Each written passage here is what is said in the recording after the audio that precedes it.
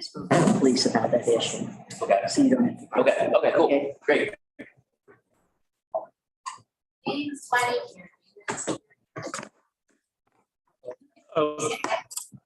you're are stuck. live. Oh, There you go. Okay. Great. Well, we'll first thank Kelly for getting us live on YouTube. And with that, I'll call the meeting of the Cincinnati Board of Park Commissioners to order. It's July 20th and it's a beautiful day in Eden Park. And we welcome a number of you here visiting with us today. And for all of those who are looking at this on YouTube, welcome and thank you for your interest in Cincinnati parks. We've got a few speakers this morning and we will start. Richard, since you were here early, you get to start with us today. Richard Mayer from the Cincinnati Audubon Society. Welcome, sir. Thank you very much. Good morning, everybody.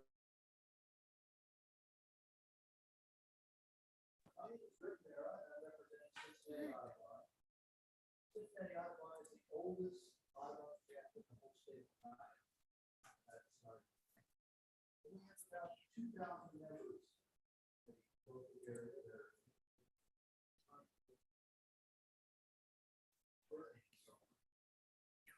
So basically, dog park's a good idea. We just don't think it's a good idea in that particular park. Don't know, Burnett Woods is a gem. Old growth forest, grassy field, meadows, and good urban environments. But it even goes more than that. It's a really special bird in there. In fact, designated as an important bird area. And they don't do that lightly. There were 166 nominations, 60 out of that 66 were designated as this important bird area. And there's a number of criteria they go through, and they actually do professional study to verify. So it's not just just a couple quick quotes from the one was that Burnett Woods is a documented urban migrant trap. The sound was that is that tens of thousands of birds migrate over Cincinnati. Some of them fly 200 miles an hour. And in some breaks, you look down for someplace to rest. And over Cincinnati, you see Burnett Woods. Living out in that woods, they spend the day there, they feed there, breeding grounds throughout Canada. So it's an important and special place. The other point I want to make is that this corner of the park, it's a beautiful place. It's a lovely, quiet glen surrounded by these big mature trees. And the point I want to make is that the birds need a variety of habitats. A few birds that like the dense forest.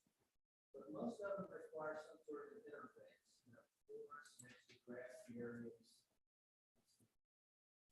trees, and so on. This particular area is just ideal for that.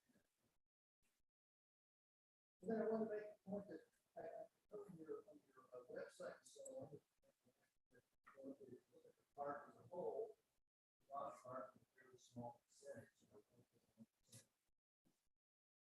if you look at grassy areas, roadways, parking lots, so far less grassy areas. So instead of grassy areas, probably not being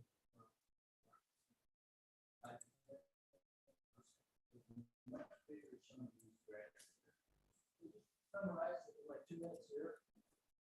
You like dogs, you like dog parks. Given there are some other good spots or reasonable spots at good dog park, you don't think right idea to use this very unique and bird critical acreage in Burnett Woods. Thank you.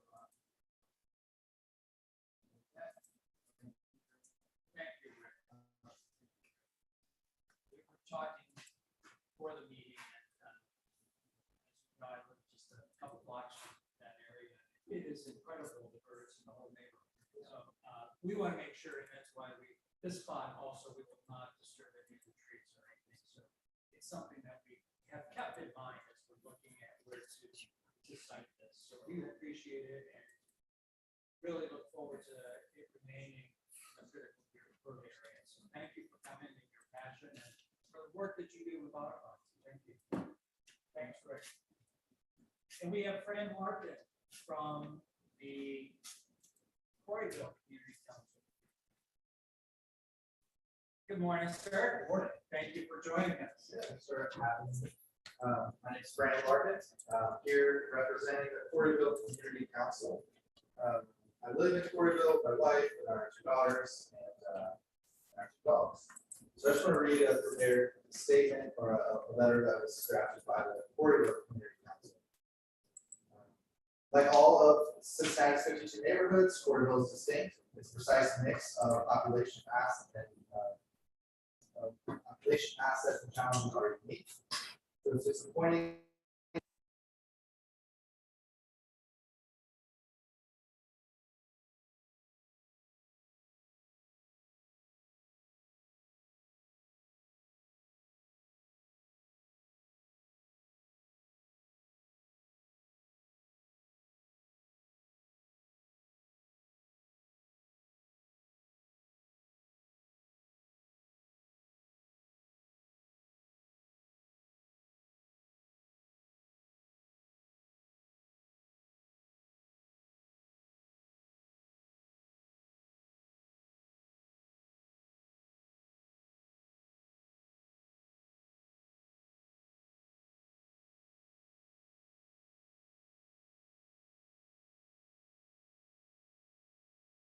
Medical Center or UC Health. Most importantly, Quarryville has come to a caring and committed group of residents and business owners.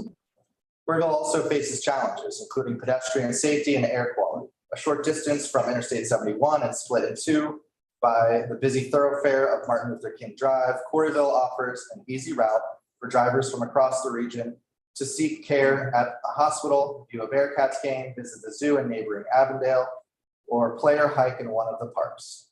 The heavy traffic, however, contributes to public health concerns. Fortunately, Quarryville's assets help to mitigate those concerns. It's why Burnett Woods is so precious to our neighborhood. The forested park offers safe walking or hiking paths and serves as a lung for Quarryville and all of Uptown, turning traffic emissions into oxygen and absorbing the noise of tens of thousands of automobiles traveling through the heart of Quarryville every day. Historically, Burnett Woods falls within Quarryville's boundaries, but we're happy to share the park with Clifton, Cuff, Avondale, Mount Auburn, and neighbors across the city and beyond, whether lifelong residents or picnickers just passing through. We recognize that Burnett Woods is not just a Quarryville asset, it's a draw for our neighbors across the region.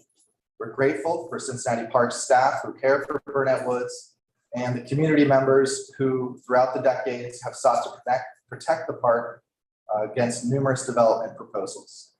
For the record, the Quarryville Community Council stands with those community members opposing the latest Burnett Woods development proposal, a synthetic turf dog park in close proximity to Quarryville homes. As a community council, we have shared our opposition to a dog park in Burnett Woods without Cincinnati Parks Commissioner, or without a response from Cincinnati Parks Commissioners. They have not responded to those concerns. Clifton itself rejected a similar development in Denora Park, a green space entirely within its own neighborhood boundaries. Naturally, it's disheartening to see Cincinnati Parks advance a development proposal in Burnett Woods against the wishes of the Quarryville Community Council and many others. We hope commissioners will reconsider their plans to put a dog park in Burnett Woods. In the meantime, here's our message to all who visit Burnett Woods or the many other offerings we are grateful to live among every day. Welcome to Quarryville. Please treat our home as you do your own. Great. Thank you, Fran. And we do, if you look on our website, and I would ask the director, the staff has developed a response to a lot of the frequently asked questions and issues that have been brought up by some of the organizations that oppose us. So we will send to each of the community councils a copy of that response to a lot of the concerns that are raised. So we appreciate it. We also want to make sure that's why we are not removing any trees. We love the tree canopy that Burnett Woods provides. In fact, we want to add trees as part of the project. So thank you. Thank you very much. Thanks for being here, Fran. Okay, we've also have Michael Kopp. Forgive, I knew I would screw up the name, but thank you so much for being here. Michael is with Art in the Park Cincinnati. So Yes. welcome. Thank you. So my name is Michael Kopach. I'm an artist living and working here in Cincinnati. I would say my work has been described as pretty prolific, and I have a very loud voice in the arts community, which is why I'm here today to make a suggestion or just ask you to make a consideration. So in London, they have a commission that happens every year called the Fourth Plinth. And essentially what that is a plinth is basically a pedestal, but it's raised. And every year they commission an artist to create an outdoor sculptural work of art. I believe the award is somewhere in the range of $100,000. I'm asking you to maybe make a consideration with any discretionary funds or uncommitted funds to do something similar within the range. We have an empty plinth in Centerville Park that has been standing without anything on top of it for decades, maybe. It's right at the entryway where Redden Road splits into two, and it's literally the first thing you see when you cross into the neighborhood. There's no art in this neighborhood except for a mural that's maybe 20 years old on Millen there. But aside from that, you don't see any other artwork until you kind of get in the heart of Avondale. So I'm wondering if this might be an initiative, an annual initiative that the park board might want to consider. Of course, I volunteer to be the first artist to do that. but you know, I currently have a show. I'm part of a group show that's at the Freedom Center right now for the next month and a half. If you have some time, I invite you to come and see my work on the third floor to kind of get an idea of the quality and the craftsmanship. But aside from it being about me, I think that this would be, this could be a very important commission and the type of thing that drives more tourism, especially related to art. You know, it can be a destination. It can also help to create a more welcoming kind of entry point into the neighborhood when you're going from south to north. So that's all I have. Just to ask you to consider. I'll probably be back to ask again, but you know, I just want to thank everyone for the time. Thank you, Michael. Thank you, Michael. I think that's a great initiative that you're proposing here. And it's the city of Cincinnati is a city of art, you know, and you can see throughout our city the emphasis that the city places on art. And what better place to show art than in our parks. And it's a good point. We've got some beautiful art established in our parks, and maybe we don't talk about that enough. And that this may help us, encourage us to find a way to spotlight some of the incredible artwork that we have in our parks. And then also your thoughts will be considered by us as far as establishment of an endowment or something that can put a program like that together. So I appreciate you taking the time and come here, and I think it's an excellent idea. And maybe we've got somebody on the board that can help us lead up that initiative. Somebody that may be 100%. Interested in the arts. Oh, I'm absolutely interested. Yeah. I would love to see the pictures from London. Right? Yeah, they're available on the internet. If you just Google Fourth Plinth, Okay, it's there. But I can I'll figure out a way to share it with the board here. yeah, thank you. That's great. Thank you, Michael, for coming. Yeah, And that's thank you. great suggestion for us. We're popping around a lot of different places, and now we've got a group that has been here before that has a great partnership with the park board. I want to welcome the Chili Peppers Club. Morning. Good morning. First of all, I want to thank the park board for allowing us to use the water greenhouse. It's a great asset for the city of Cincinnati. It's helped us to grow the peppers that we have in our club. We've grown this year about 25 members now. I actually have 5 or 6 people that are going to join for 2024. So we are definitely growing, improving. Last year, as you remember, I was up here just kind of give you a little overview of who we were and what we did, and gave you a donation for the peppers that we sold that were excess that our members didn't use. This year, glad to report that we did have a very good year. We did change up the mix of our peppers a little bit, ended up having a great sales year. Actually, we improved our donation to your organization by $750. So we'll be donating $1,750 from the Chili Pepper Club for everything this year. We grew about 3,500 peppers, various different.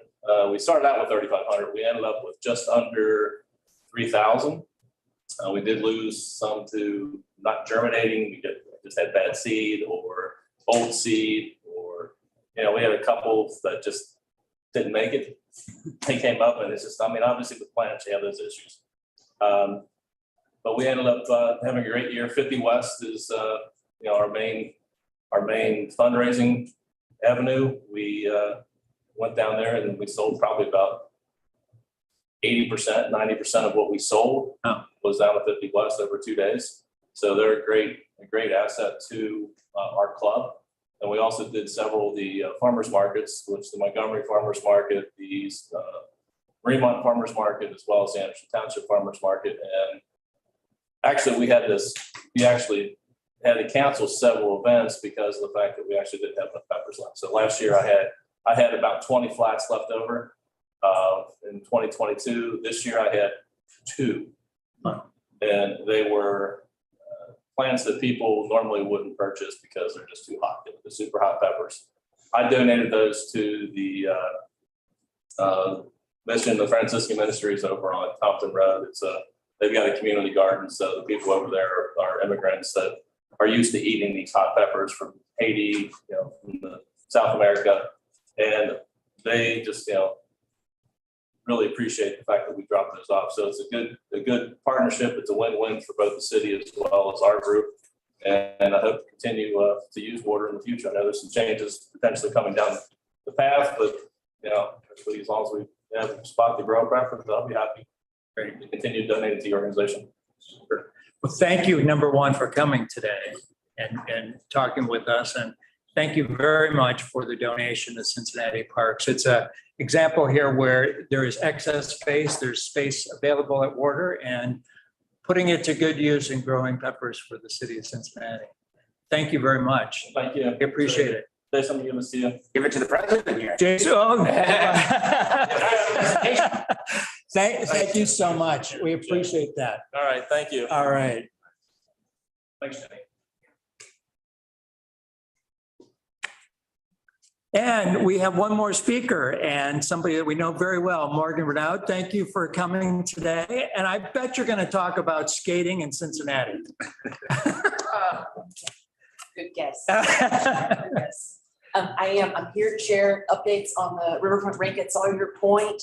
Our skating programs have been attracting a nice crowd. We're averaging about 300 attendees each event, and thanks to Cincinnati Parks team members Lou Sand and Donna York, it is joyful work facilitated by all that they do. So we're really grateful for them. The recent rainstorms caused pooling water on the rink, canceling 2 of our programs, but we held a community volunteer event inside the skating building where we worked on the maintenance at the skate rental counter and brainstormed ideas and explored facility use cases. So we made good use of the time. So far, we've held 21 events where we had informal engagement sessions of what the rink could be while working hard to clean up together. We look forward to doing more of this work with Cincy Parks. To be a supportive partner to local skating groups, we sponsored the after party for Go Skate Day at the Riverfront Rink, along with the Cincinnati Skate Park Project, Cincinnati Skate Collective, and Social Push Cincy. We also offered program funding to Gabrielle Larkin, the organizer of the Pride Weekend Skate Party. All in, this summer, we're providing micro grants to 30 local organizers. Oh. Thanks to Jen Spicer, Brian Tiffany, and the entire Cincy Parks Foundation board and team, we raised $100,000 for this project in June. Wow. Which the city matched. I want to express gratitude to the folks who advised us in this process. Jan Michelle Kearney for her creative financing solution to make this work without taking anything away from the leverage support funds. Thank you to Cincy Parks Director Jason Barron, who was generous with his time on the phone with my husband and I as we navigated an unfamiliar process. Thanks, Jason. We are especially thankful for Commissioners Castellini and Lee, who came to City Hall and voiced their support for this project. With the support of the commissioners, I would love to work with the Parks team on using these funds for a preliminary design so that the community can respond. Thank you.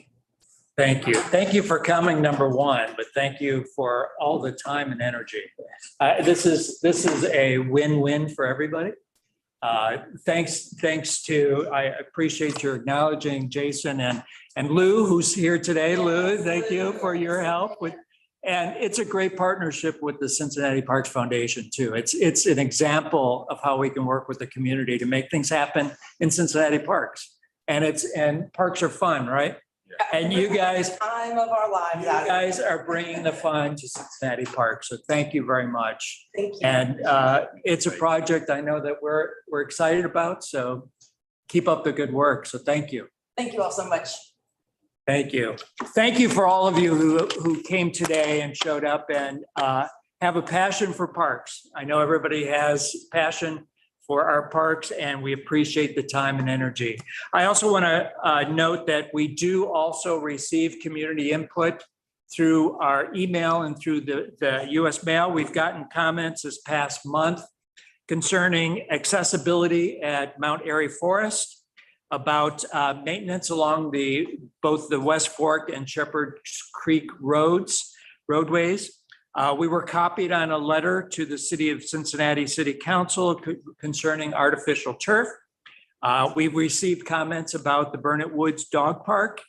And then we received comments about, well, it was a question on why the City of Cincinnati and the Park Board is flying a Chinese flag in the Theodore Berry International Park. And it was a great question. And just so everybody knows, Theodore Berry Park flies flags from the countries for all of our sister cities. I think we may be missing one flag, if I'm not, two flags. So the flags that are flown down there are representative of the countries where we have sister cities. And we have a sister city at Luzhou, China. So that is why we are flying the flag at the Theodore Berry International Park to represent our interaction in parks through cultural events. We interact with a lot of cities throughout the world, and we're happy to fly the flags and represent our sister cities. So that was the answer to that. We welcome all input and appreciate, again, all the time and energy of people interested in Cincinnati Park. So thank you. And with that, we're going to move into the rest of our agenda. And we have today a report from our Cincinnati Police Department. So welcome. Quarterly, we get a report, and the report has been provided and all the commissioners have it. So welcome. Good morning, Commissioners. Good morning, everyone. So I'm Captain Dennis Swingley. I'm the Special Services Section Commander for the Cincinnati Police Department and the liaison for the Parks Department. So the report that I forwarded you is put together by our CAPS unit. Our CAPS is an acronym that stands for Crime Analysis and Problem Solving Unit. So this report is put together based on data from 911 calls for service, offense reports that are completed, arrests, and directed patrols. And the park rankings in the report are based on numbers of calls for service. So after completing this report, we noticed a significant increase in calls for service. The investigation found that the Android phone update nationally increased accidental calls for service. So when people come to town, there's this particular weekend, you'll see in the top 10 rankings of parks that the Waterfront Park and Cincinnati Zoo had a significantly increased calls for service.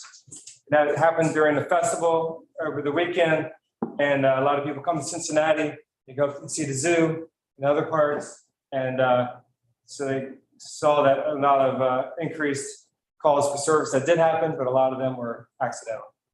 So again, just to emphasize that, you're saying that a glitch or something in the Android network created unintentional calls for service? Yes, it was like some type of update to the Android phone. I don't have an Android phone, but I think one phone, I think you could just hit both sides of the buttons on your phone and would call 911 to make it easier. Okay, Not sure what their update was, but it just resulted in some well, that's good to know. Thank you. Thank you. calls. But offenses, year to date, from last year to this year, went down by 20%. So that's good news. Offenses from first quarter to this quarter increased by 12%. But that follows seasonal trends, people coming to the parks and enjoying the parks. Directed patrols by police officers who spend time in the parks completing reports. And as a result of information we get from the parks management, issues might be occurring in the parks. So that increased by 42%. So you'll see a lot more officers just hanging out in the parks, observing, make sure everybody's safe. I hate to interrupt you again, but I want to thank you because it is noticeable. People that go through the parks are noticing more patrols, the visibility. And so I want to thank you and thank the police department and the city administration for prioritizing being visible in the community, and that includes the parks. So thank you very much. Thank you for that recognition. Eden Park and Mount Airy Park had the most offenses. Eden Park had 7 offense reports, and Mount Airy Forest had 3 offense reports over 3 months. It's pretty small numbers. The most frequent offense report was theft. So we always encourage people to lock their doors, hide your valuables, and the parks are safe. We encourage, if you go out and park trails, sometimes we have some homeless encampments. People encounter people in those encampments. So if you travel deep in the woods, just bring someone with you. Partner with a phone. If you have an issue, call 911. We'll respond out there. So this concludes my report. If there are any questions. Yes, sir. I have a comment. So I got 4 a.m, I got a ring from a colleague, and he's lives right at the bottom of the Clifton Avenue. And I know you all have been working with parks to kind of, come up with some type of solution for the rock throwing that's been going on. But for him, it's now become a safety concern. I actually took some time, had an hour, so I went out and looked at myself, actually went through the path and the fence, took my own photos and everything, just trying to get an understanding and say, what level is this really? And for me, it became very concerning because his mother lives on the top floor of their unit, the building, the home, and it is now hitting their roof and is now on their porch. And I actually took some rocks for myself where they've been lodged into the ground. And you can actually see like someone is intentionally throwing them, and it's been kids, so they have like video footage and things of that nature. So for me, I just would love to figure something out, especially because now, like me looking at that, my mom and something happened to her. I mean, it's like it's intentionally being thrown at their home or something. Because if you look at it, it's only in their perimeter, nowhere else. I've heard some kids throwing rocks in the past, a year or 2 ago. Yeah. So I'll let the commander know, the district, and maybe have an officer do some direct patrols in the area. And he did file a police report and everything. He did what he was, his way. And I guess there's an app I'm learning about too, where you can file a report about things like that as well. But he's just saying it's become so frequent now. If you look down at the cliff, you can literally see the splatters of these big giant rocks and some exploding. So that, for me, that was just like, okay, that's a concern. Like, yes, thank you for bringing that to our attention, and I'll follow up on it. okay, thank you. Thank you. Just more broadly, for citizens that have complaints in parks like that, the sometimes we'll hear from folks, they'll call us and, they want parks to kind of regulate the parks because it would make sense that parks would enforce the rules. However, parks obviously doesn't have any enforcement staff, right? We're in charge of mowing the lawn, picking up the trash, planting the flowers, keeping the facilities good. Our message to them usually is to continue to call every time they see something, right? Because oftentimes citizens will call once or twice and then they'll feel like run down, or they'll be like, oh, there wasn't any response. And what we always try to explain to them is, on any given day, the police have so many things to do, and like all parts of the city, are overworked and don't have enough resources. But we always encourage them to continue to call, to report it every time, and never to get discouraged, because it's building up of those stats where it's like not once or twice something happens, that might be a blip statistically. But if you see something that's getting reported daily, that's the thing that starts to lead to directed patrols, or to lead to someone to kind of take that extra step and to continue to file police reports, because this is a situation where we've done some facility fixes to try to block off this area or prevent access to it, but they continue to break through, right? And so this is at this point just some regular vandalism, right? So that's I just want to kind of confirm that those messages are the right messages for us to be reporting out to citizens. Yes, continue to call 911. You can call the Parks Board, let them know. We communicate weekly or, basis based on information flow, complaints that come from us or come from the Parks Management. So yes, continue to let us know, and then we'll respond. Thank you. Thanks. Thank you. Any other questions for the captain? Thank you so much. Thank you for taking the time and a very detailed report. So thank you very much. Just let you know, we adopted a little girl from China, so Oh, so I'll take her down and see the flag. excellent, excellent. Thank you. Wow. Hey, Jason, you want to introduce Gary? Yeah, so next up is our friend Gary Leeser from the Mr. Pickleball himself.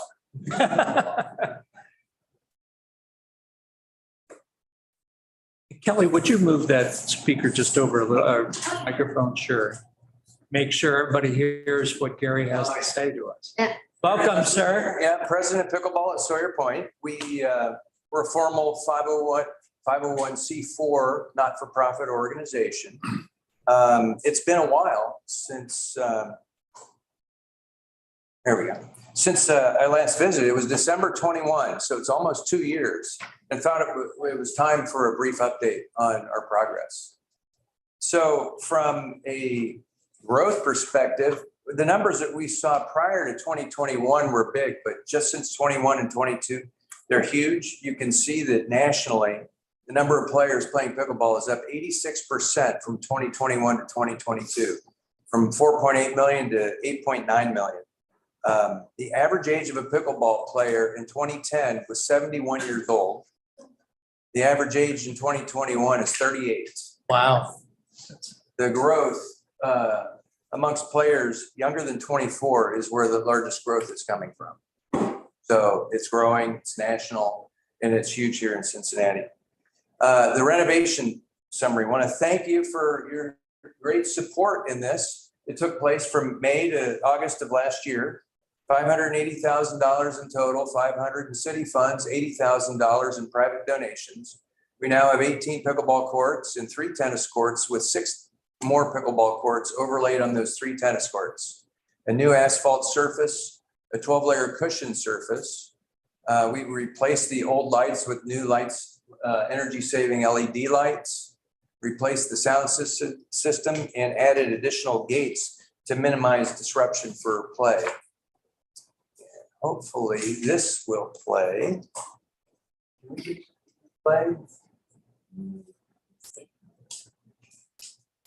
I don't see it. It's a, So is it a YouTube? It's saying it's the video files, not. it was embedded in the PowerPoint. Yeah, I know, that actual file needs to be in the same folder. Oh, okay. Well, anyway, you can go to our website. Actually, you could do that if you wanted to go to our website, PBATSP.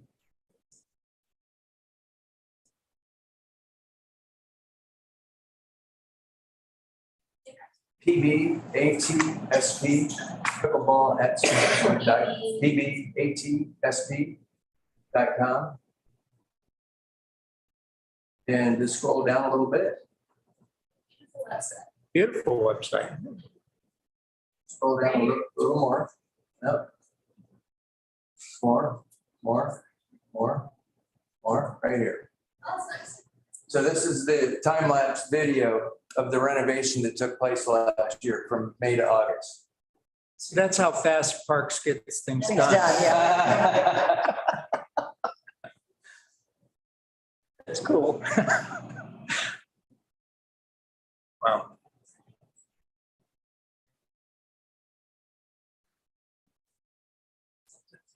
Yeah, that's moving.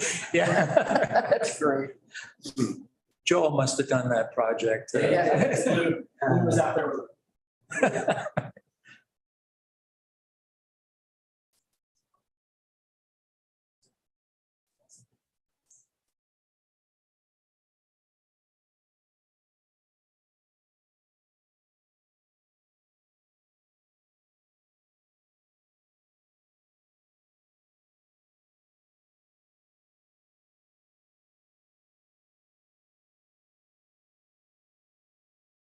There we go. Yeah, it was great. It was absolutely fantastic. Back to the presentation.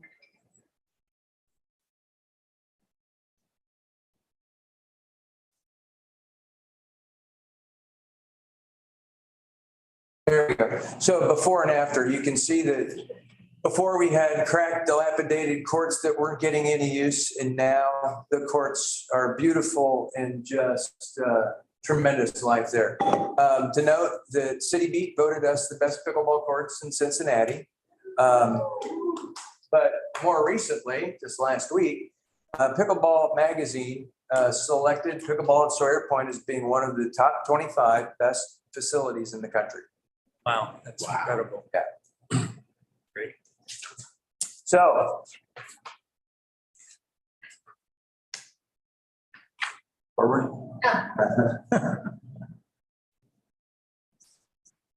We are a jewel on the Cincinnati riverfront.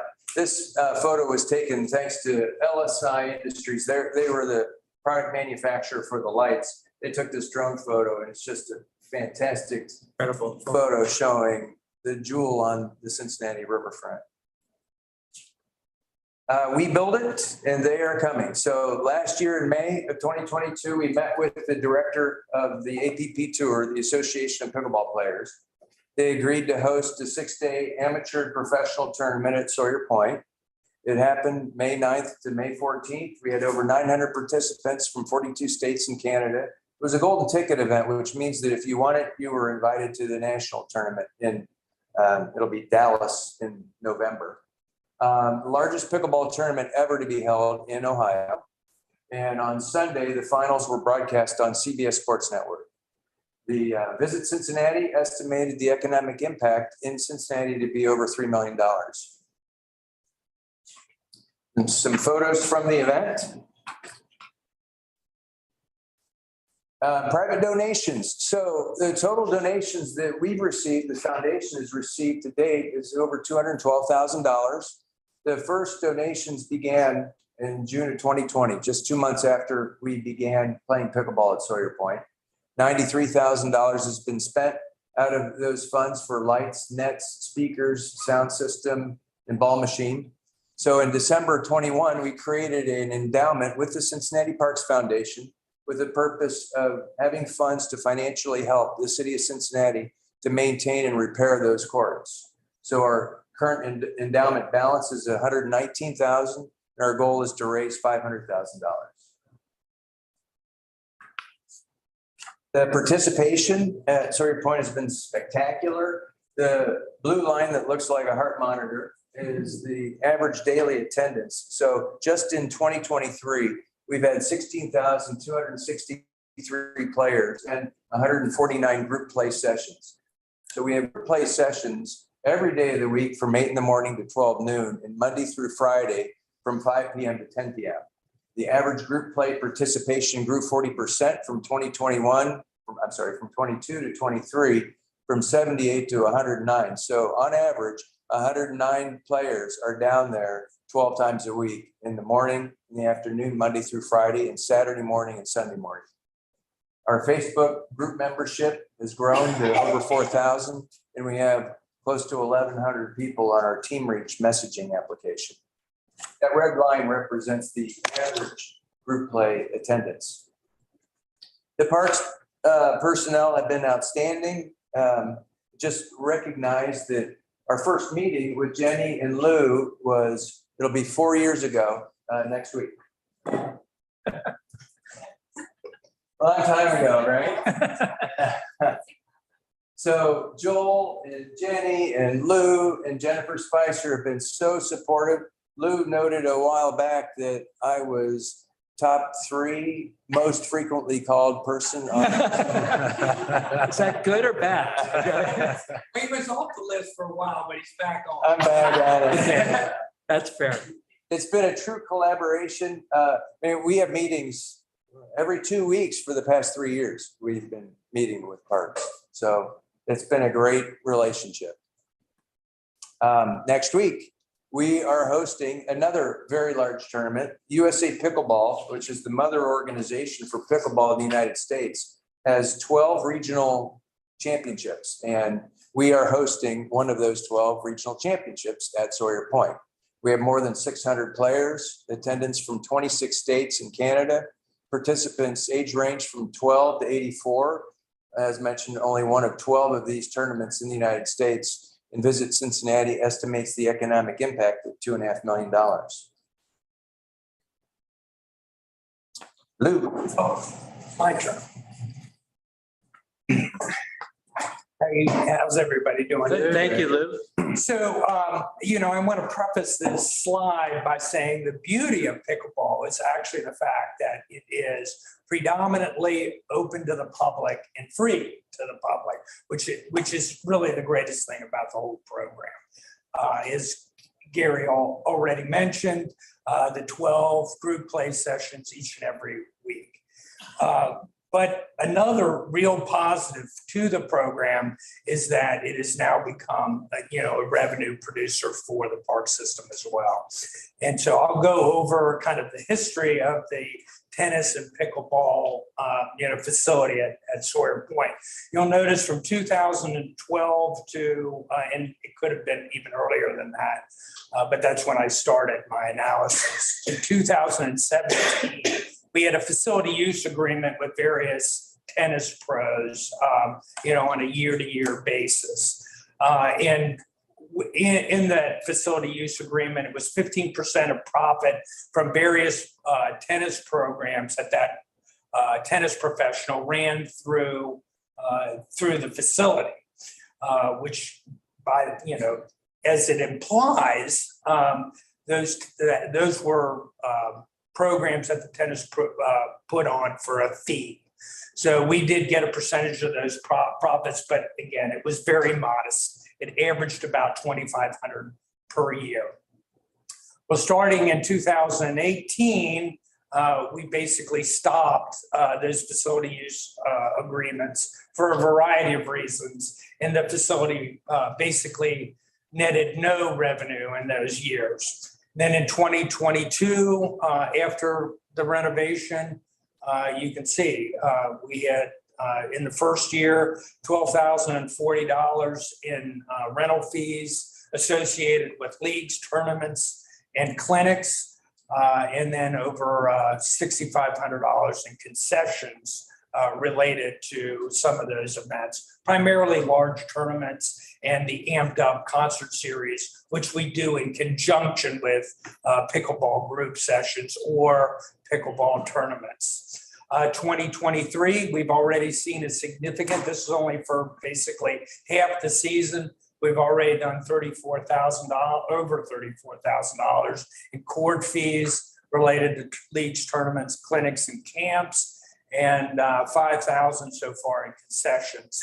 And we do expect that to about triple with the Great Lakes tournament. And then we have an end of year big tournament called the Monster Smash.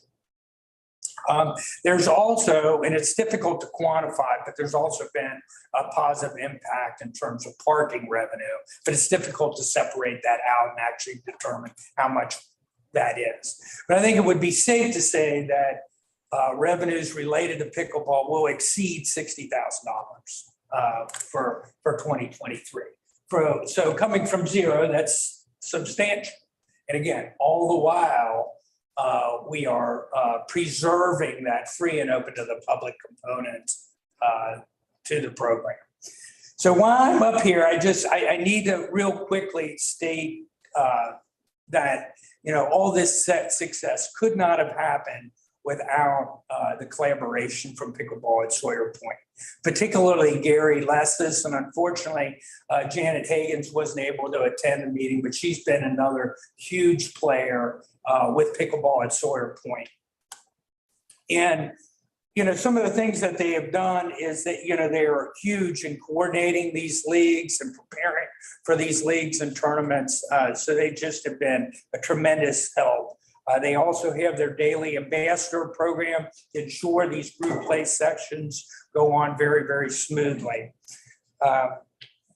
So they've also played a very critical part in helping us, not only at Sawyer Point, there at Pickleball, but also at our Sawyer Point Summer Concert Series and events like Blink and the recent response to the Taylor Swift tournaments and helping us run beer booths at Castellini and again at Sawyer Point. They provide the volunteers for which has been a huge help. So what this amounts to is literally thousands of hours of support over the last two years, and I certainly am grateful. So it's certainly worth mentioning. Now we got another group of very committed volunteers helping us make a major push, obviously at the skating rink. So I look forward to working with Pickleball at Sawyer Point in the future, and also Morgan with skating. So it's been great. Real resurgence in Sawyer Point. Thank you. Want to wrap it up here? Wrap it up. Thank you, Lou. I talked to Jason briefly about this. We need a shade solution down there. And we talked to Joel and Jenny. It bakes, you literally bake out on those stadium seats. So we do need to collaborate and work together. We're going to raise money to help fund this, but we absolutely need this solution to cool off our players. Finally, it was a bold vision. The Sawyer Point facility is now bursting with people morning, noon, and night. Sawyer Point is now a destination with national recognition. Cincinnati Parks and the city are seeing the positive economic impact. And I want to thank you all for your support very much. Thank you. Thank you, Gary.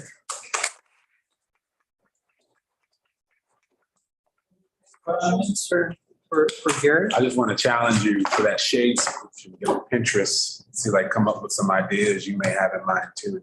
Sure. I like to challenge people to just dare to envision what does that shade look like. We do what we can, but it's up to you, and we rely on you for a lot of that guidance too. Well, we have to fit it in with the design of the parks. Yeah, exactly. Yeah, we can help. We can help with that. Super. It's a great partnership. I'm working with Lou and his crew and Jenny and Joel and the volunteers that you brought in, and the collaboration with our partners at the Parks Foundation, another example of activating our parks and making them welcoming. And it's amazing what that has done for the city and for that many people that enjoy playing pickleball. So, and we're committed to continue to do what we can. I know we've made strides already and using some of that revenue that we've gotten to make it ADA better for ADA accessibility and or improve drainage. And Joel and his crowd continue to look for ways to make sure that it's a safe environment. So it's a great story. And we appreciate you coming and sharing that with us and your continued work. Thank you. Thank you. I would just add that I have a daughter who plays there every Tuesday night in the group. Oh, yeah. And so I've been down there and it's terrific. It's so well organized. It's fascinating. And that's one of the. Move the people around and everybody gets to play. That's one of the things that differentiates us between all of the other facilities around is that it's open for everybody and there's an organized system for people to play, as opposed to some facilities that you can't get at court. Could you arm wrestle at some point? Yeah. Well, thank you again, Gary. Great story. Okay, next on our agenda, we've got some more updates. And Jason, you want to talk about everybody's treehouse? Next up is approval of the minutes. Thank you so much. Gotta get the business done. Exactly. I'm hoping that my colleagues have had an opportunity to look at the minutes from June 15th. Are there any changes or additions, corrections? I think they were once again extremely well done. So I'll entertain a motion for accepting. So moved. And a second. Second. All those in favor, say aye. Aye. Thank you very much. Minutes are approved. Now we'll move on. Right.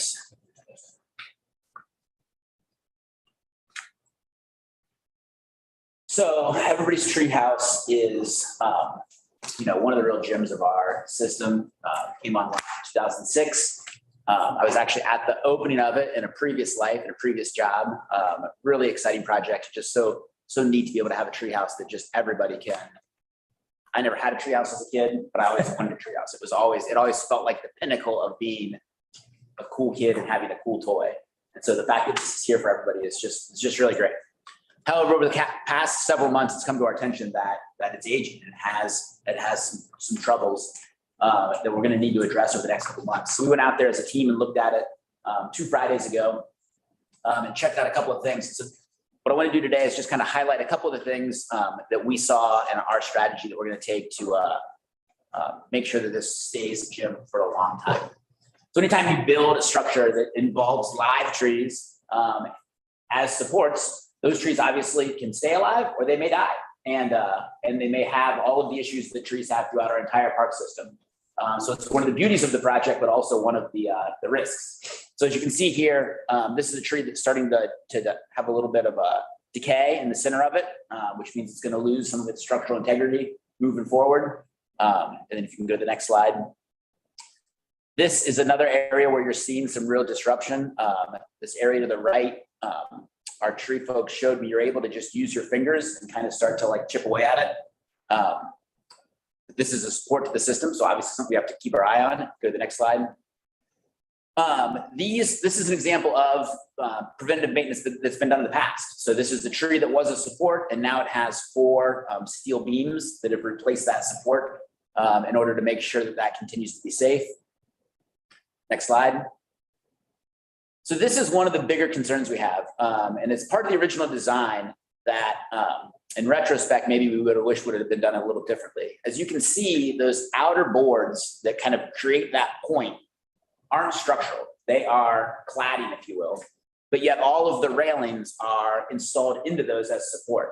I think that if we would have done it a little differently, we might have put those into the lattice work that is actually the support for the floor, and that would have given it a little bit more firmness.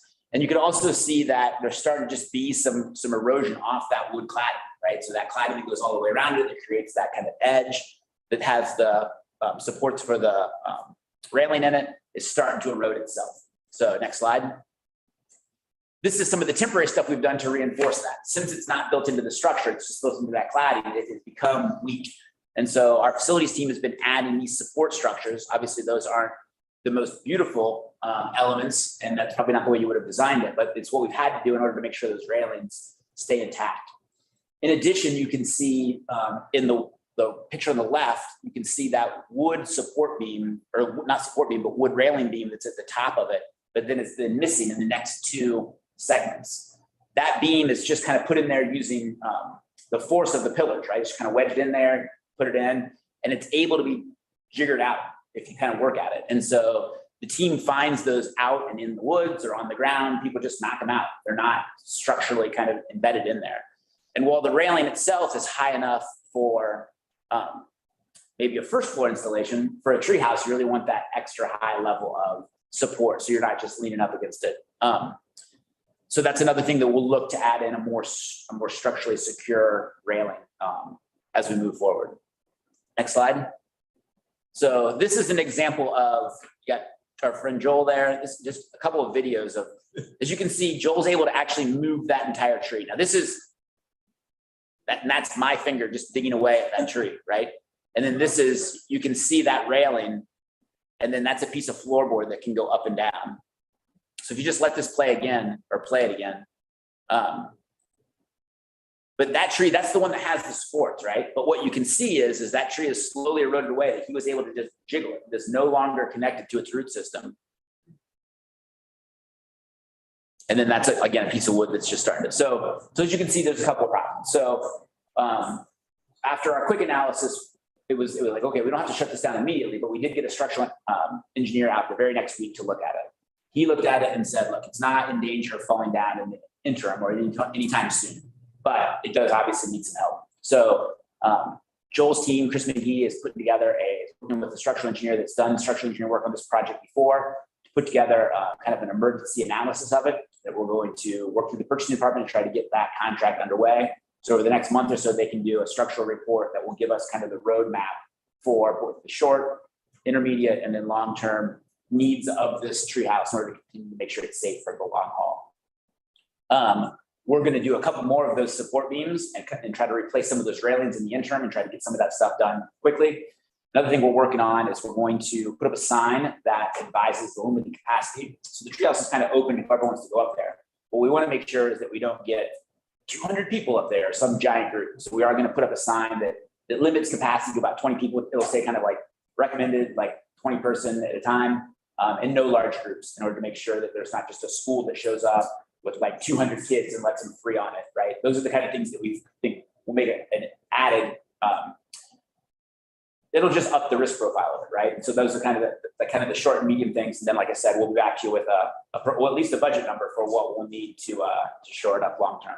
When you say the large groups, are you saying like kind of all at once? Or Correct. Yeah. Okay. Yeah. So exactly. So spread out. You know, if a group of 20 kids wants to go up there, again, it's not structurally dangerous. What we want to make sure is we don't have any sort of inciting event where someone shows up and they're like, awesome, looks like we can get 200 kids up there. And then all of a sudden you have 200 kids playing and horsing around and not looking at each other.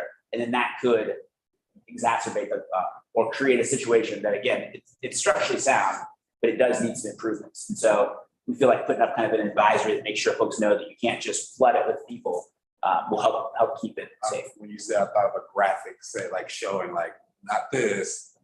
Yeah. So Joel's working on a number of what Correct. needs to be spent. Well, we're working on getting a structural engineer to develop that report, and they'll develop that number. They came out last week pro bono at a we requested an emergency through purchasing to allow them to come out and look at it immediately. And they did that last Thursday. We essentially asked them, do we need to close this today? They said, no, everything is okay there. But they're prescribing, as Jason pointed out, what we need to do in the short term by the end of this year, and then what we need to do to fix the long term and a maintenance schedule beyond that even. So they're putting that proposal together. We were promised that by the end of the week, so we should see it tomorrow and be back on track next week for what we need to do in the next steps pretty shortly. The 20 limit is a good idea, but there's no way to police it. There's no. That was my concern. Well, and to be clear, if 40 people go in the treehouse, it's not dangerous. But what we want to do is just put up an advisory so that folks know that, so that we're at least saying, look, this is what we're advising. We're not saying that it's dangerous. We're not saying that if 21 people is like, no, but we're just advising that there should be an occupancy limit to it and it shouldn't just be flooded with people. Okay, that helps to protect us from a liability standpoint. I mean, I'm not necessarily as concerned with liability as I am just with making sure folks understand the limitations of the structure or kind of what we're recommending. But you're not. Well, again, we had a structural engineer come out and look at it. If we were worried about it from a liability standpoint, we'd have shut it down. Well, and to your point, I thank you for, obviously, our major concern is the safety, making sure that when people come into our parks are safe. So I applaud you for taking the very quick action. I know that Jason was ready and the team was ready to just close it if it were not safe. So I appreciate you getting somebody in pretty quickly and looking at it. We look forward to the report that you've got. Thank you. Okay, planning and design, Joel. Got a few things going on, huh? Feel free to sit or whatever you want to do, Joel. It's pretty short this morning, Commissioner. okay. Anyway, unless you tell me it's not. There's lots of detail in here for you to get caught up on, but That's right. Thank you. we're going to highlight a couple of things. Yep, I'm gonna highlight 4 or 5 things for you this morning, just the bigger picture stuff. Do I need to move this, Kelly? What's that? This thing, the clicker, Yeah. to move through these? Yep. Can you guys scroll for me? I'm probably only gonna talk about a couple. All right. I don't know how fast can you do it? Oh, okay, I can do it. How do I? Let's see. Oh.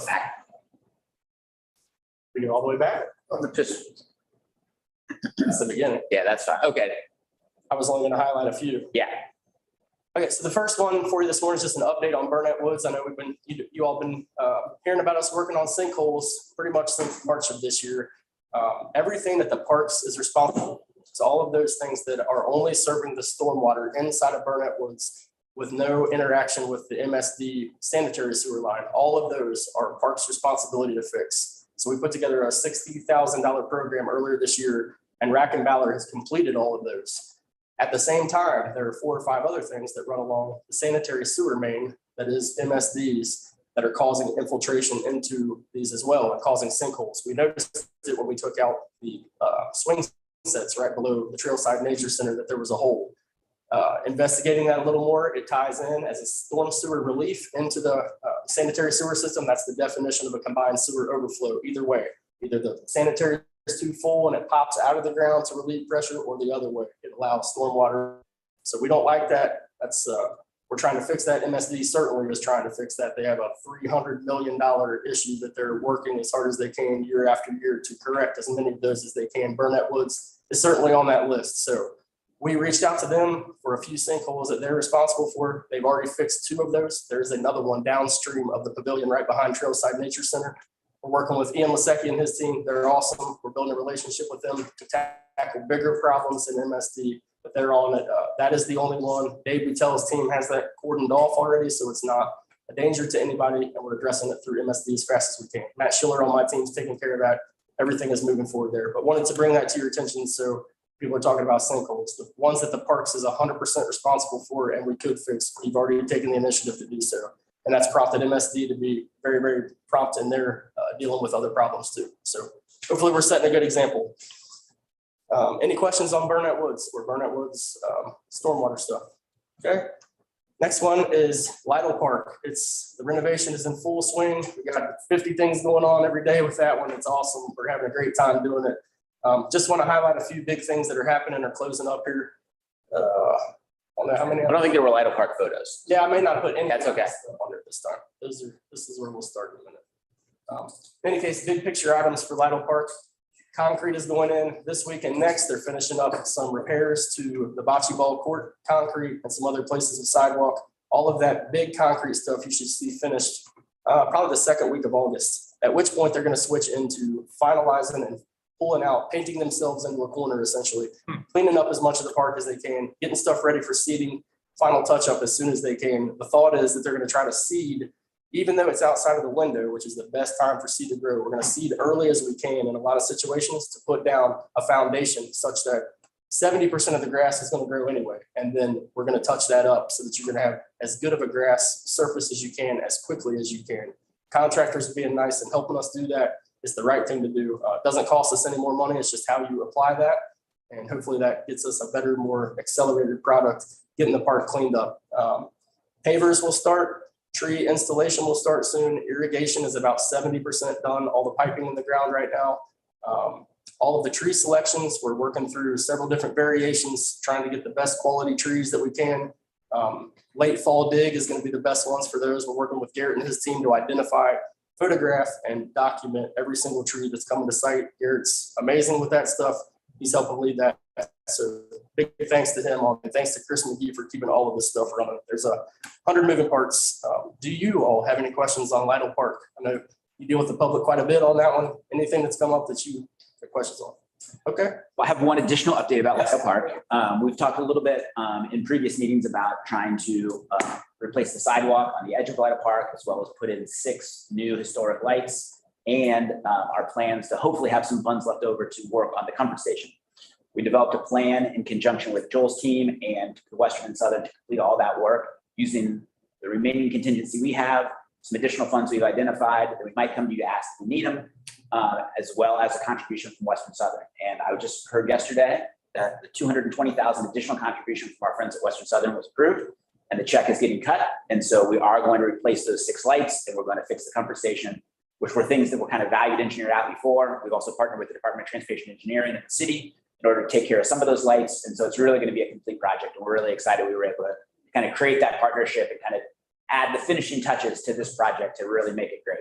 So exciting news. That is great. And the plane tree is thriving, I hear.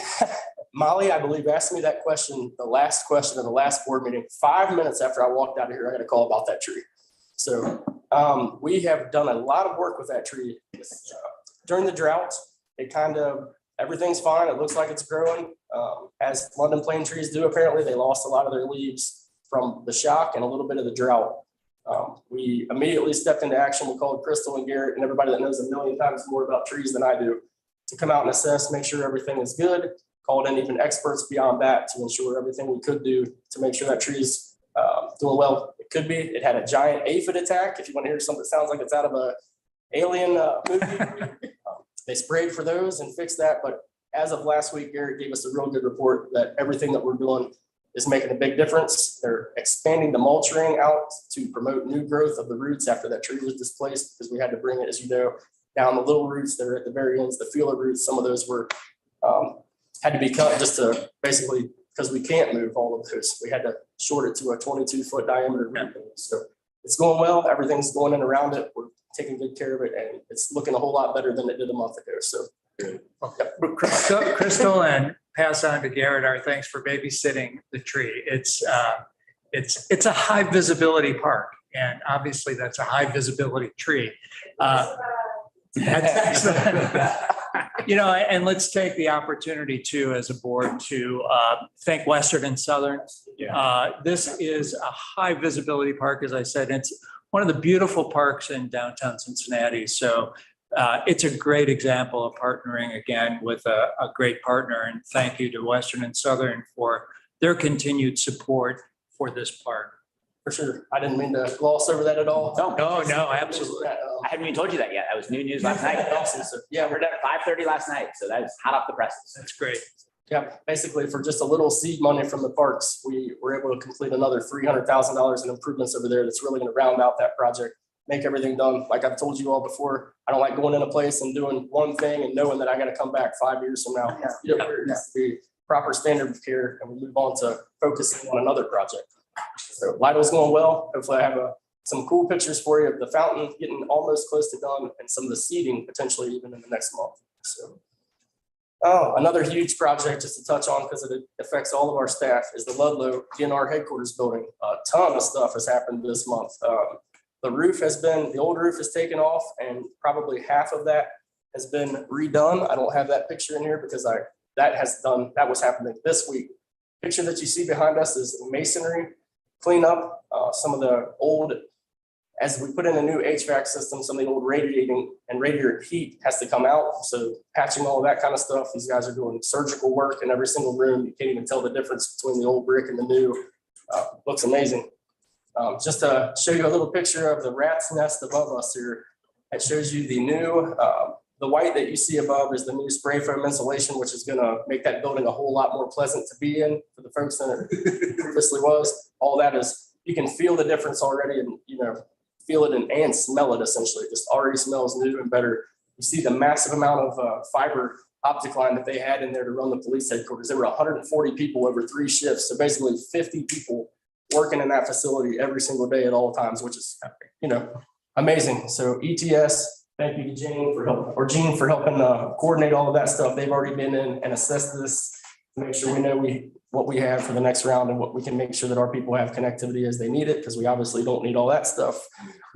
So all of that is being fixed right now. The storm sewer outside that you all approved money for last month, the line that we thought was broken was in good shape. The 10-inch line that was in good shape. The problem was the other line running from the back of the property was collapsed.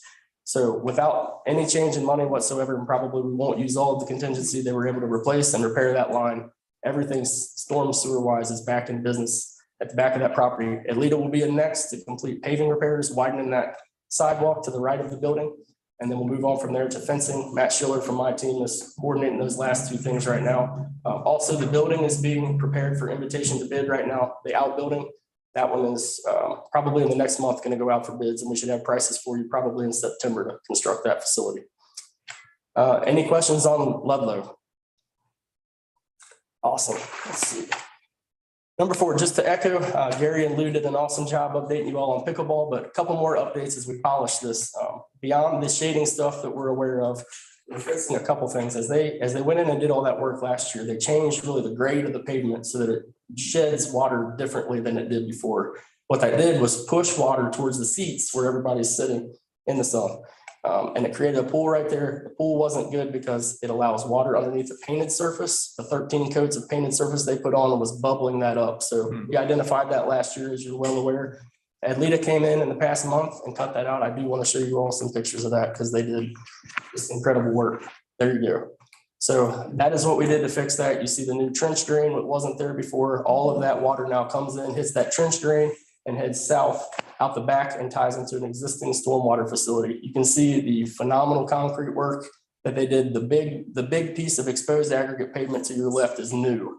The one right above it is old. If that tells you how good they did in matching that. The dirt is the only difference. So in a year, you'll never be able to tell that was any different.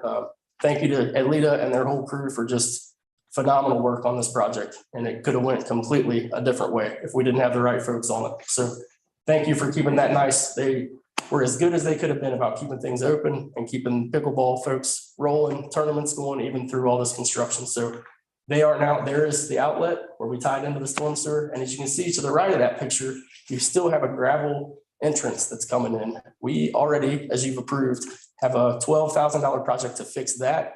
Another set of steps to the west, an entrance to the west that will allow accessible entrance for wheelchairs for the first time from the south of this. So now we've made it essentially so you have accessible entrance from each side of this building, which is important to me as we update our facilities. So hopefully that is a welcome change for folks. That work is actually happening right now. They're adjusting those fences a little bit to accommodate the height. So now people can come right up onto the courts. It's been a 6-inch drop for a long time. And we're excited to have those things done and move on to helping polish some other parts of the park.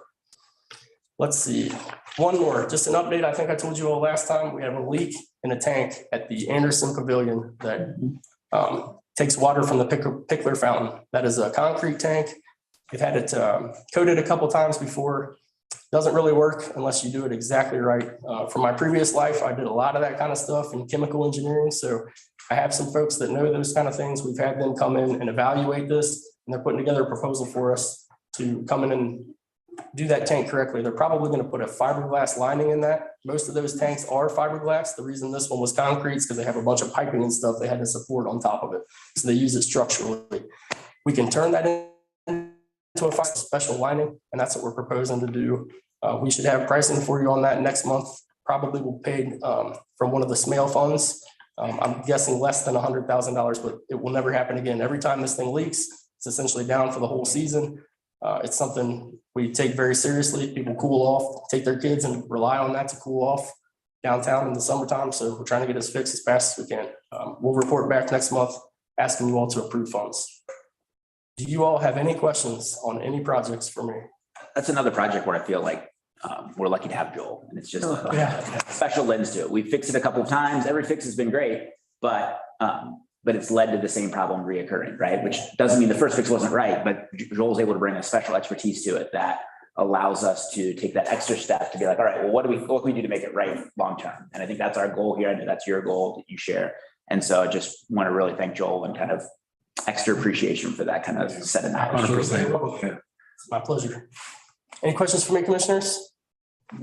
Thank you very much. Those are 5 of the 37 things you reported. Yeah. But thank you very much. I have a question on International Park. Is that still moving? Absolutely. I saw your comments. Yes, so we're moving forward. Kyle Buckley on the Greater Cincinnati Waterworks side is going through the measurement and payment items to make sure that we're capturing everything that has to be done in the scope of work. He's leading that team. Our team is supporting with all the historic documents. Thanks to Matt DeBona. He's running some of our folks as he does with many, many things. Alex and Radika, our interns, are putting those documents together. We threw everything to Waterworks. We have all the original documents and specifications done. They were very, very appreciative to have all of that information already done. We're essentially just going through change the things we need to make sure that those documents still apply 20 years later. Sure. I still expect that to be out in August for invitation to bid. Great. Getting really close. Definitely pass on to your team. Excellent work being done. So thank you. Thank you. I will. Yeah. Thank you all. Have a good day. Okay. Yes, sir. I said he's a gem. He is a gem. Yes, he is. HR update, and I see Derek is probably Derek is at the out hiring. Correct. He's at the Civil Service Commission, getting some of these approved. You can see his report here. I just want to highlight a couple of things under key updates on the second page. You got to dig through all of Joel's various exhibits to get to it. We like pictures, though. I mean, it really, yeah, it's great. I think it's also great for folks that aren't able to participate live or aren't even able to follow at home, but that's available online forever to see kind of updates what we're doing, to see this kind of detail, I think is a really, really nice asset for folks. Sometimes even people that are trying to apply to be a director can go back and look at months of reports and get a lot of good information so they can pretend like they know what they're talking about. So just quickly, I'll run through a couple of things. We've just, continue to have, seems like we always average about 18 openings. Derek continues to hire, but folks continue to move on. We have new openings come online. And so that's where we're at right now. And you can kind of see those specific ones, but I want to highlight a couple of specific ones. The Parks grant writer position and the lead arborist position are both at civil service right now, getting approved. So that is where Derek's at today. And those, once approved, will get posted. And we'll be taking applicants for those. The service crew leader position, that's a position that's been vacant for a little bit on the East District. The examination has been developed by HR and the position's posted. So folks will be taking that exam and we'll be getting that filled soon to make sure our East parks are in good shape. We do have two admins coming online, one for Derek's team. So Derek's team will now be 3 folks with Sherry, who you met recently.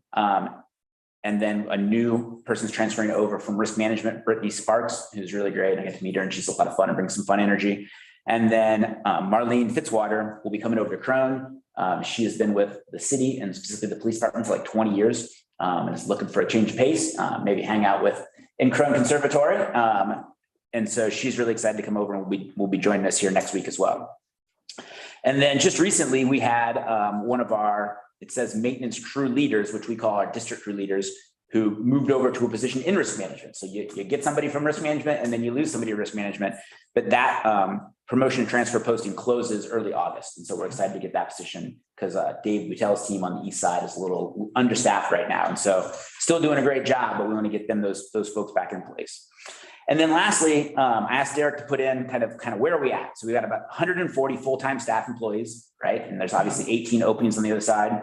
And then next up is we've got 124 part-time employees. So 121 of those employees have been hired since October of last year. And that's compared to 58 the previous year.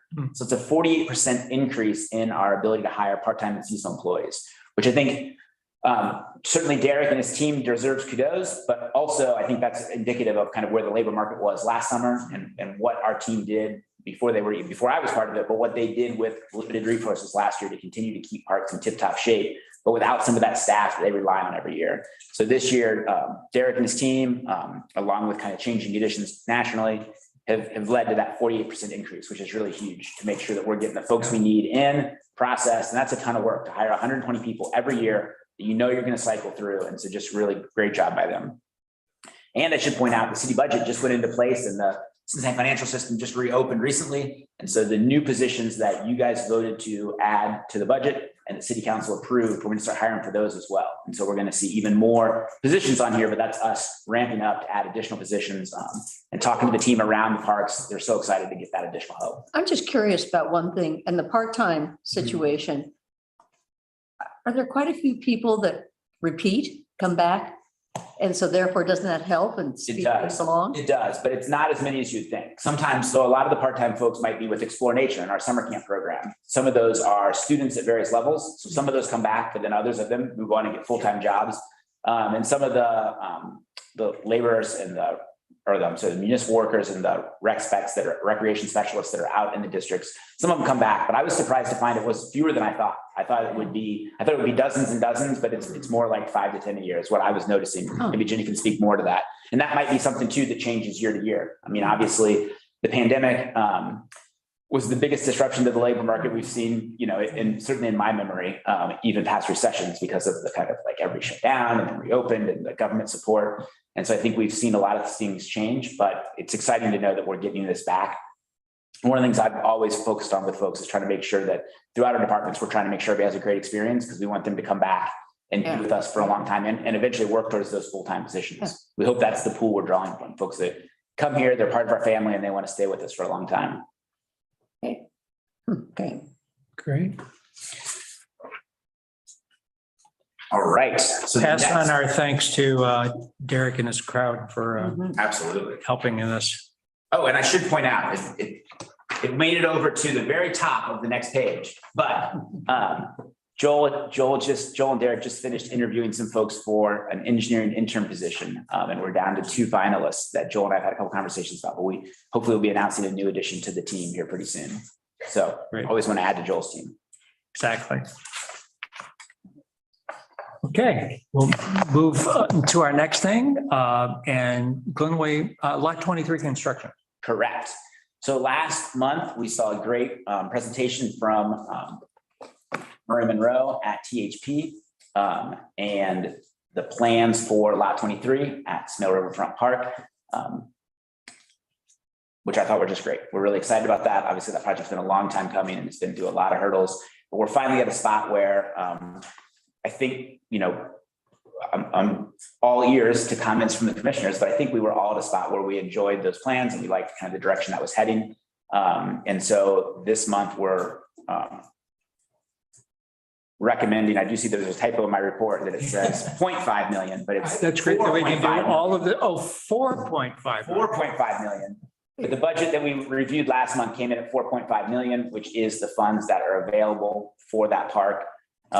Joel has reassured me that he is very confident in THP's estimating and proposed budget. And so at this point, without any major revisions from the board, staff request approval to proceed to construction documents. Funding is already in place. It was in place with the original contract with THP to do these schematic drawings, which is where we're at now. And this would move us to construction drawings, which is the level that Joel needs in order to go out to bid. And so with approval today, we would estimate that it would take THP about 2 months to develop those construction documents. Meanwhile, we'll be working with the city's purchasing department to find the most expeditious way that keeps the budget at that $4.2 million level to get a good price and to get this project moving. And we would anticipate that if the construction documents were done in that October-ish range, we would then go out to bid. That process takes a month or two to then select the proper person. And we're hopeful that we could get this project under construction in 2024 and potentially, give or take, ordering the stone, which is the biggest lead time right now. We could even potentially see it done in 2024. So that's our hope, but this is the first step.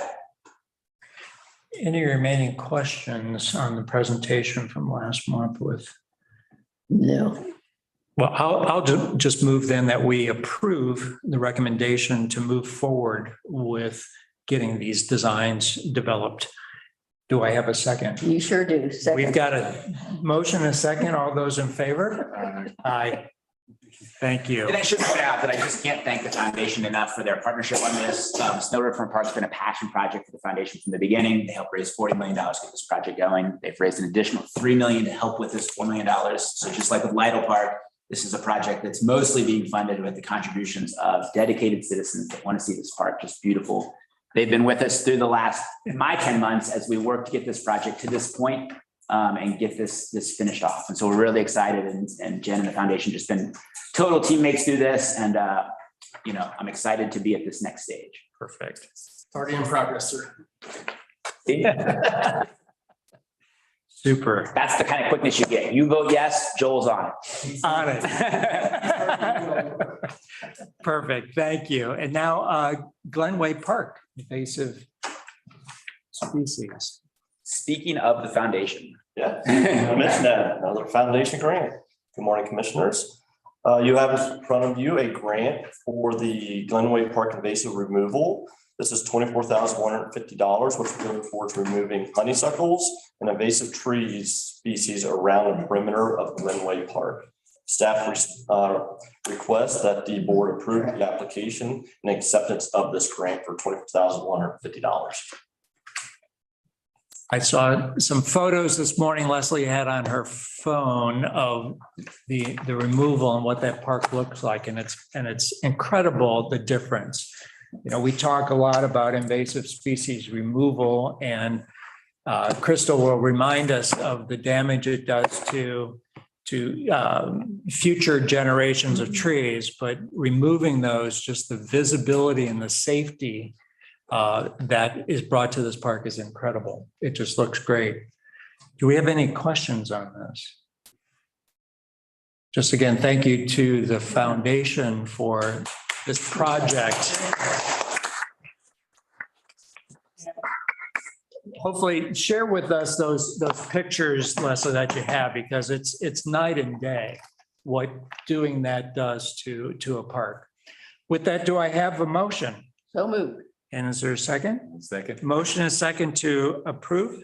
All those in favor? Aye. Aye. Thank you. Thank you very much.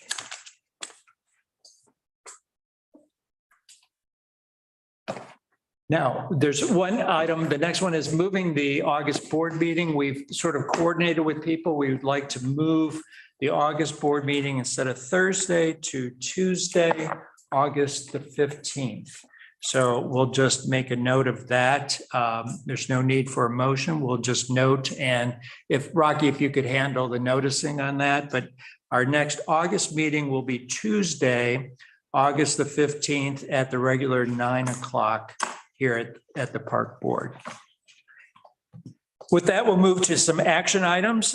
I think that concludes all of our action items, and we'll turn it over now to the director. So this is always the fun part, because I get to brag about how great the team is. Absolutely.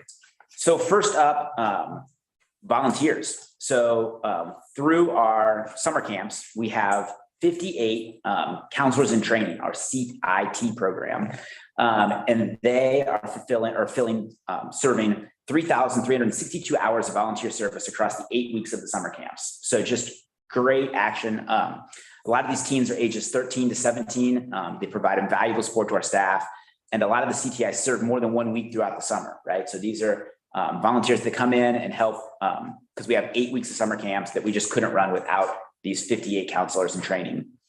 Owl's Nest. So you might, nope, go back one.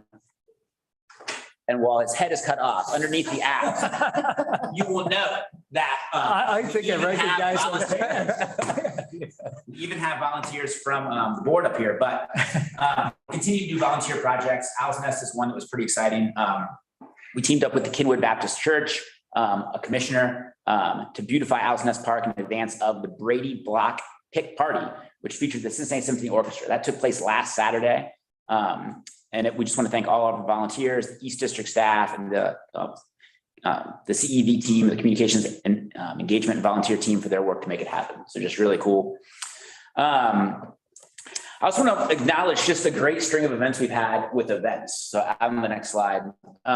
It's no surprise, summer's the busy time in Cincinnati parks, but we've just had a huge run of giant events from Juneteenth to Pride to the huge Taylor Swift weekend. I think Lou told us that we made like about $38,000 from parking revenue and from food trucks and from beer sales for that. And then the 4th of July. I did not know this. Go back one slide. But apparently, this is the other side of things, right? We all love fireworks. And we all love to go to the big shows, but also people let off their own fireworks. And so it turns out that one of our busiest days of the year for our team out in the field, the folks that I think, kind of work and we don't even necessarily notice because they're out so early, is cleaning up after fireworks. You can see in the upper left-hand corner what they're across the top, what they're really dealing with to clean up after the fireworks. So when we're all enjoying staying up late to watch the fireworks, our team's getting up early and getting out there to get the parks clean so that we never even noticed. I did not know this was a problem because I've never seen firework damage in Cincinnati parks or firework debris. And it's because they do such a great job. So I just want to thank everybody from our operations district, the Riverfront team, Explore Nature, and then support of everybody else. Planning, design, facilities, HR, maintenance. natural resource management, finance, CEV, everybody's just done such a great job to make sure that we're up and running and just executing at such a high level all summer long. Crone Conservatory. So we've been talking about how Crone is doing so great for so long. Last year, Crone Conservatory brought in $2.1 million. All the previous record was around 1.4. So you're looking at a 50% increase in revenue through Crone just last year alone. And it's through the creativity and the dedication of our florists and our team to come up with these great exhibits, right? And so having just closed down another successful butterfly show, what's next? The first flowers. And so we've got 5 dinosaur sculptures with our friends from Applied Imagination. 5 dinosaurs. We've got 4 of the world's first mammals also have sculptures of them. But then we also have prehistoric cycads, I'm going to say some of these wrong, horsetails and ginkgo trees that are in there for folks to come in and explore. I think this is going to be just another amazing show. You know, it used to be that we had the holiday show and the butterfly show, and then we did some stuff in between. And Mark House and the team have just ramped up it. So whether it's, I'm blanking on the name of it, but the Kaleidoscope show last spring, and then the bunnies this year, Prismatica, and the bunnies this year, they're just continuing to do cooler and neater shows. I've gotten to see a couple previews. We're going to wow you coming up too. But this is just a great one. I encourage everybody to get down there and check it out. It's open from July 1st, October 22nd. So I've got a 7-year-old nephew that I know I'm going to try to get. Exactly. That's the appeal to the younger kids. It's absolutely terrific. Yeah. And you know, Mark was here a few months ago, but definitely on behalf, and if Mark, if you're watching this today, the revenue is nice. I mean, we can put that to use, but that revenue increase means that many more people that have come in and enjoyed these, and the innovation and what Mark and his staff have come up with, and to the graphics and the business development team here. It's just a great story, and it shows off Crone Conservatory to the city. So it's a great story. And thank Mark and his team, and thank you guys who support Mark and his team with great photos like this and the publicity, because it's great for the city. So thank you. It's also very important because as time goes by, we're going to need to have a huge fundraiser so the more people we have in there to see the situation, the better off we're going to be. Absolutely. We're going to be talking about big plans for Crone Conservatory coming up. Absolutely. Gary mentioned this, but I just want to specifically point out that July 27th to 30th, we're going to have the Great Lakes Diamond Regional Tournament of Pickleball at Sawyer Point. So that's just going to be an unbelievable thing. 500 players. Then, you know, the concert series, the amped up concert series will be going on. Another just great pickleball event. Red Bull Flutog comes to Sawyer Point and Yeatman's Cove, August 12th from 1 to 4 p.m. This is something that if I take off my director hat, just Citizen Jason and Park Square Jason cannot wait for this. Yes. I might put my director hat back on to get up close, but I can't wait to see this. This has been something I've seen online for as long as I can remember, and I've always marveled at it. Oftentimes it'll be like in Copenhagen or in some place that might not have ever been to, but to have it in Cincinnati is going to be just awesome to see a bunch of just absolute lunatic aviators develop their big creative devices and fly off of this stage. It's going to be a lot of fun. I think it's going to just bring a lot of people to the parks, and it's just another great way to activate it. In his other roles around the community, Commissioner Lee has been involved in bringing this to Cincinnati, and I think it's just going to be just a thrilling day. I've seen some of the crafts. Put in a plug for what you're doing here with this, Commissioner. This is a great story. So Red Bull, of course, are long-term friends. You're just collaborators, and they had approached me about this whole thing, and I was like, I think I remember what this is. And they were like, well, you know, let's work together to find a way to get this in Cincinnati. And of course, here it is. You know, it's exciting. It's a one-time deal of the year. Like, it does not happen again for the rest of the year. So the fact that, you know, more so corporate Red Bull decided and voted like, yeah, Cincinnati is the place we need to bring this. Let's jump in that. That's what I've been saying. You're going in there. We're going in there. And I mean, man, it's going to be one heck of an event, especially for our community. And I'm excited to see really what the impact economically is going to be from it. economically for the city, and it's going to bring so many people into our parks. Yeah, 100%. You know, and again, a large event, whether it's Taylor Swift or whether it's Flugtag, our parks are the home for these things. Yeah. I'll say you can go online and see the entrance, the people. I was amazed at the number. I have to say I was disappointed that I didn't see your picture in there for being the driver for one of these things. I'm not going in there. I didn't know that was online. I'm gonna check that out. If you go online, it lists, and I was amazed at the number of participants, but they have a little design of what they're doing and a little backstory. And there's some great groups that have put together and some serious people that want to win this Well, thing. it makes, like I said, these are aviators and it makes sense. You know, I hail from Dayton, Ohio, the home of it. And so it would make sense that when you bring it to this region, you would have a lot of aviators that are ready to fly along the Ohio River. So Something I learned too, there's a lot of first timers to Cincinnati. So that's making me really excited too, because again, it's in a park, it's our city, and we get to really showcase who we are and what we can do. So I'm excited to meet a lot of those. They're already reaching out to me on social media like, hey, good for you. So yeah, it's exciting. Well, thank you for both your roles, for bringing it for, it's part of Red Bull, but then for being a park commissioner and it being handled in one of our parks. That's great. And good luck to Jenny and Lou and your crew in another big crowded event down on the riverfront. We know that we'll have pictures next time of the day after too, right? So thank you. Two more to a flying pig. There's one in there. There is. surprised there's only one. So two more real quick things. Every summer, the Green Team, which is a partnership with Groundwork Ohio, River Valley, we hire about I think it's 60 to 80 youth that work in our park system with the Division of Natural Resources and Crystal's team that are out clearing invasive species and cleaning up. You can see there Tanner Yes in the middle of that group of teens, the Green Team, from our friend from Groundwork Ohio River Valley. They've been doing great work all summer long as part of the Youth Jobs Program at the overall city. And we're going to have a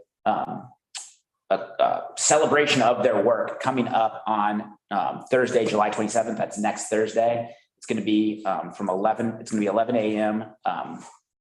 At Mount Airy, right? Oak Ridge, at the Oak Ridge Lodge out at Mount Airy. And there's gonna be a short program around 11:30 that I'll be participating in just to thank these kids and encourage them to explore careers, not just summer jobs, but careers in natural resources and in horticulture. And then lastly, Paddle Fest is coming up. Paddle Fest is a great event every year. My wife and I always do it. It always starts at Schmidt Recreation Facility and ends at Gilday Riverside Park, 2 recreation commission spots.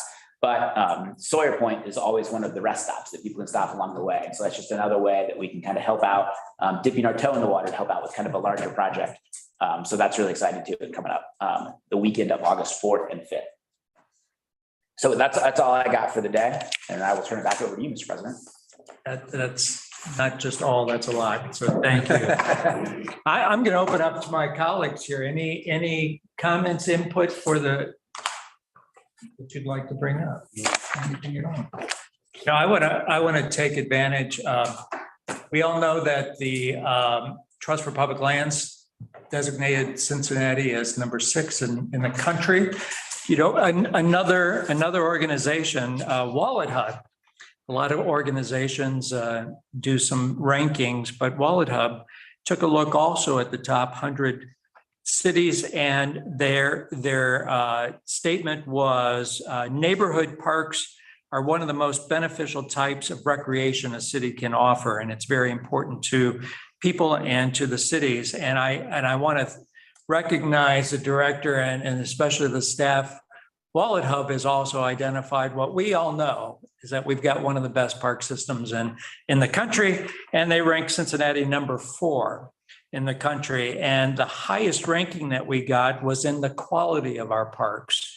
So not only the number of parks, but the quality is, I think, really important to me. And I think as a commission, we're loved to hear that the rest of the country recognizes. And this is another example of being recognized for the good work that you all do. So thank you for that. Anything else that we've got? If not, again, thank you for all of you here. You are the ones, you are Cincinnati Parks. You are what make them the number 4. And in our minds, the number 1 in the country. So thank you very much. One last reminder, again, our meeting next month in August will be Tuesday. So if you're late, we'll give you a call. But with that, we will adjourn this meeting. And thank you, Kelly, for your technical